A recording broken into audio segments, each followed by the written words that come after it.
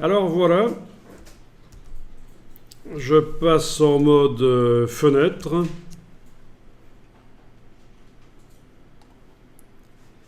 Comme ça, vous avez les onglets. Donc avec la touche F, d'accord, vous avez les onglets, vous pouvez passer rapidement d'une image à l'autre. Ok, donc on travaille sur l'arbre. Alors, dans la palette des couches, on va réactiver le travail sur toute l'image, couleur de l'arbre. Donc vous allez cliquer sur le mot RVB.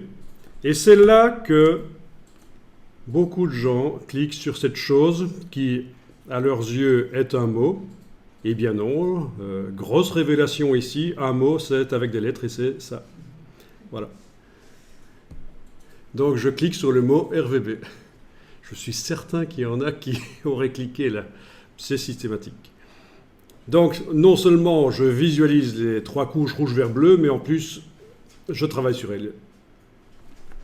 Et alors je vais utiliser la sélection telle qu'elle est là maintenant, bleu copie, et donc je vais faire un rappel de sélection, touche CTRL et cliquer sur la couche bleu copie.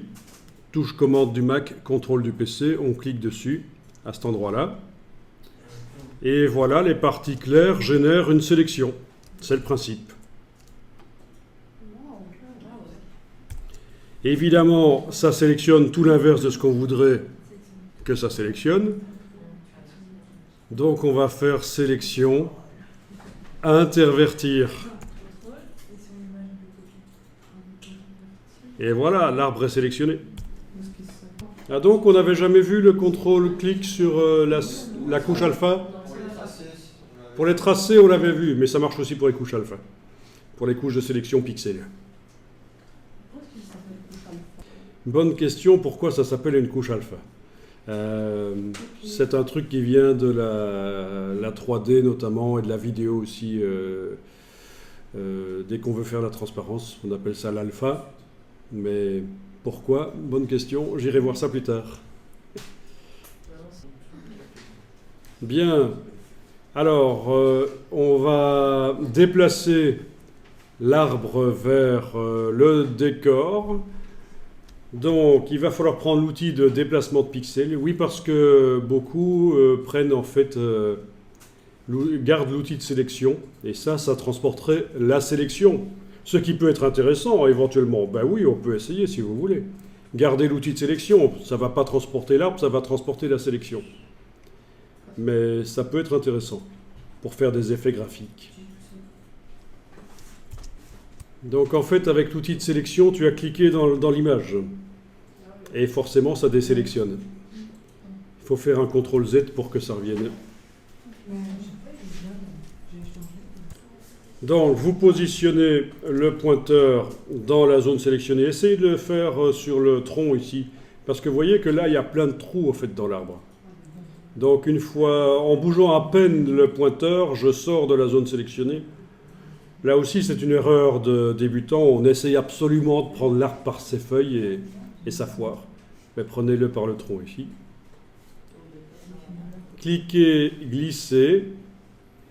Je vais sur l'onglet de l'autre image et je redescends sur l'image. C'est ça l'astuce. Et je lâche le bouton de la souris. Donc, d'une pierre deux coups, vous avez vu comment transférer une sélection d'une image à l'autre. Et en plus, comment le faire avec des images qui ne sont visibles que sous forme d'onglets. On n'avait pas encore fait ça. Jusqu'à présent, on avait mis les images côte à côte et on avait déplacé de l'une à l'autre. Mais on peut aussi le faire par les onglets. Il suffit de penser qu'une fois que je suis sur l'onglet l'image qu'il va recevoir, il faut que je redescende sur elle en fait.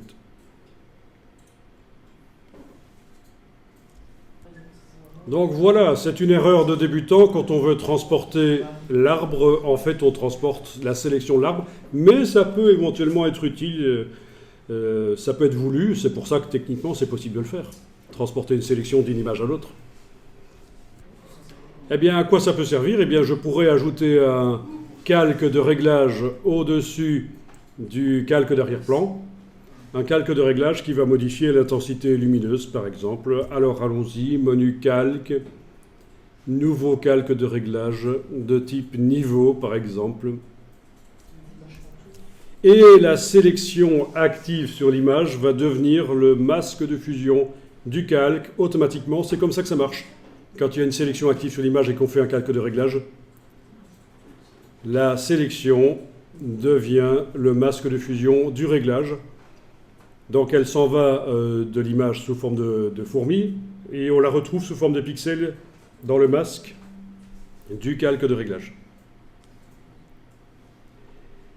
Et alors en bougeant dans le panneau propriétés, notamment l'indicateur gris ici, vous allez modifier l'intensité des tons moyens et vous allez révéler la présence de l'arbre. Donc ça assombrit le désert derrière. Voilà, et ça peut être bougé avec l'outil de déplacement. On arrive à déplacer. Avec l'outil de transformation manuelle, on arrive à redimensionner.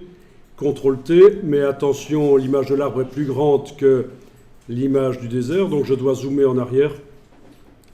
Touche majuscule, je peux redimensionner.